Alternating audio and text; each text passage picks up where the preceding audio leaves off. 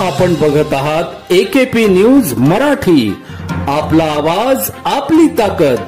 Subscribe करा, share करा, like करा. AKP news Marathi.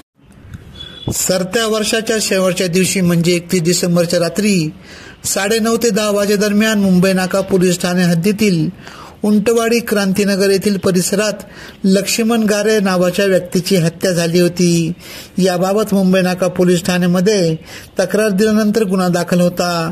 याबाबतचा तपास गुन्हे शाखा युनिट क्रमांक 1 च्या पोलीस अंमलदारांनी गोपनीय माहितीच्या आधारे अवघ्या 12 तासाच्या आत हत्या करणारे संशयित शुभम विठ्ठलराम मिरके वय 21, अरुण बाळू वळवी वय 21, रिजवान रईस काझी वय 29 यांना ताब्यात घेत विचारपूस केली असता त्यांनी गणेश भावसार यांच्या मदतीने लक्ष्मण गारे याच्या हत्या केल्याची कबुली दिली.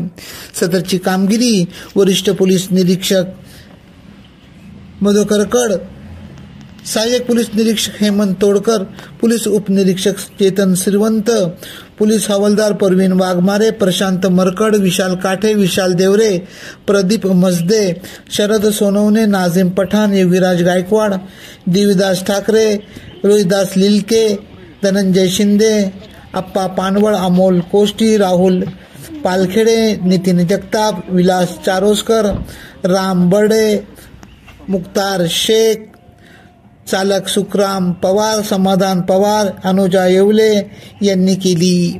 AKP न्यूज साठी ब्युरो चीफ अनवर खान पठाण, नाशिक.